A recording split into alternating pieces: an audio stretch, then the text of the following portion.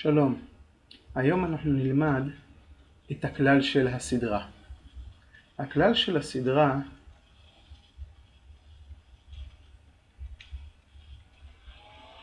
מופיע בצורה הבאה: 2 כפול n ועוד 3.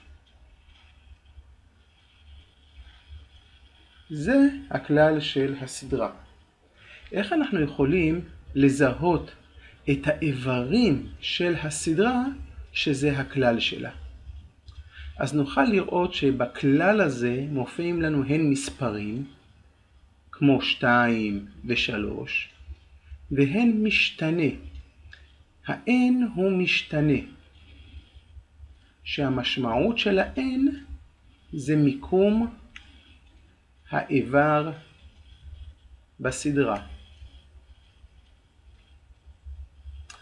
זאת אומרת שה-n כל פעם משתנה בהתאם למיקום של האיבר בסדרה. זאת אומרת, אם אני ארצה לגלות את האיבר הראשון בסדרה, אז אני אציב במקום n את הספרה 1. אם n שווה 1, אז אני אקבל את התרגיל הבא: 2 כפול 1 ועוד 3. 2 כפול 1 הם 2 ועוד 3, 5. הנה האיבר הראשון בסדרה, 5. אם אני ארצה לגלות את האיבר השני בסדרה, n שווה 2. נציב את זה בכלל. אם n שווה 2, אז 2 כפול 2 ועוד 3 שווה 2 כפול 2 הם 4 ועוד 3, 7. אם אני ארצה לגלות את האיבר השלישי, איזה תרגיל אני אפתור?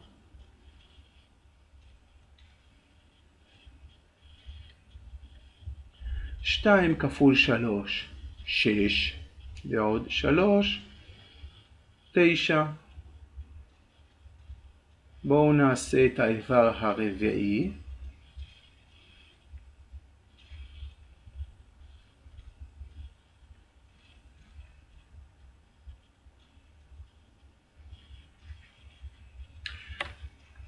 הנה מצאנו את 4 האיברים הראשונים של הסדרה. האיבר הראשון יהיה 5, האיבר השני 7, האיבר השלישי 9, האיבר הרביעי 11. אנחנו רואים שההפרש בין כל שני איברים סמוכים הוא 2.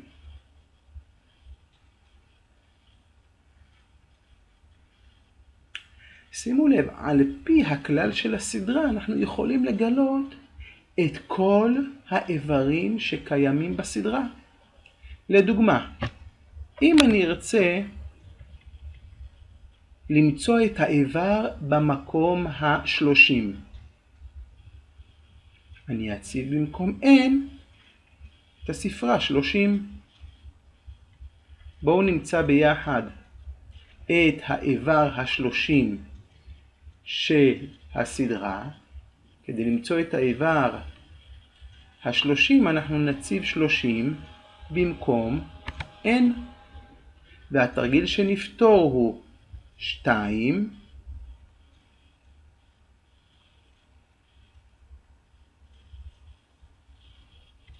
כפול 30 ועוד 3. 2 כפול 30, 60 ועוד 3, 63. שימו לב, המספר 2 הוא קבוע, ושימו לב, בכל התרגילים המספר 2 מופיע. 2, 2, בכולם. גם המספר 3 הוא קבוע, הוא תמיד יישאר 3, והוא מופיע בכל התרגילים. הדבר היחיד שמשתנה הוא ה-n, לכן הוא נקרא משתנה, כי הוא משתנה. בתרגיל הזה הוא 1, בתרגיל הזה הוא 2, ובתרגיל האחרון הוא 30. כי כל פעם הוא מקבל ערך אחר על פי הרצונות שלנו. דעו לכם, אני גם יכול לדעת שאלה נוספת. אם אני אשאל אתכם לדוגמה, תגידו לי, המספר 10 יופיע בסדרה? ודאי שלא. כאן אנחנו רואים שכל המספרים הם מספרים אי-זוגיים. המספר 10 הוא מספר זוגי, ולכן הוא לא יופיע בסדרה. יופיעו המספרים האי-זוגיים. בואו נראה. האם המספר 93 הוא יופיע בסדרה? כן, המספר 93 יופיע בסדרה. אם כן, באיזה מקום המספר 93 יופיע? כדי לענות על השאלה הזאת, אני אצטרך לשאול את עצמי שאלה. איזה ערך יהיה ל-n, שאם אני אפתור את התרגיל הזה, אני אקבל 93. איזה תרגיל אני אצטרך לפתור? אני אצטרך לפתור את התרגיל 2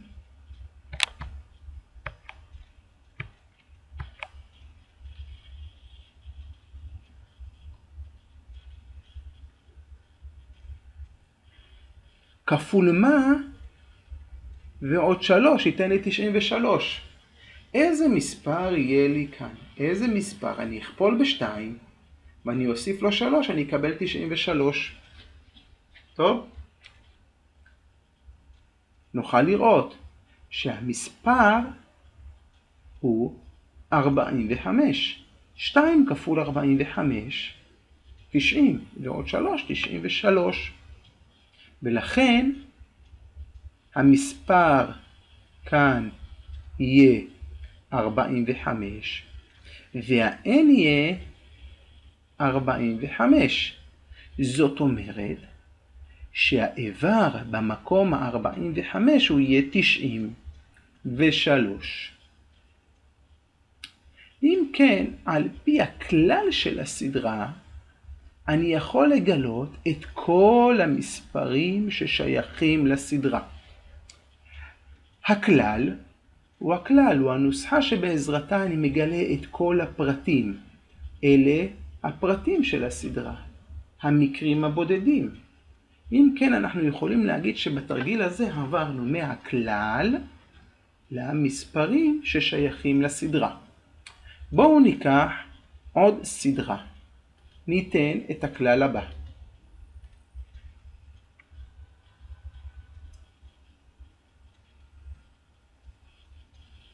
5 כפול n פחות 2. מהם שלושת האיברים הראשונים של הסדרה הנתונה? כדי למצוא את שלושת האיברים הראשונים, מה שנצטרך לעשות זה פעם אחת להציב n שווה 1 כדי למצוא את האיבר הראשון, בפעם השנייה n שווה 2 כדי למצוא את האיבר השני, ובפעם השלישית n שווה 3 כדי למצוא את האיבר השלישי.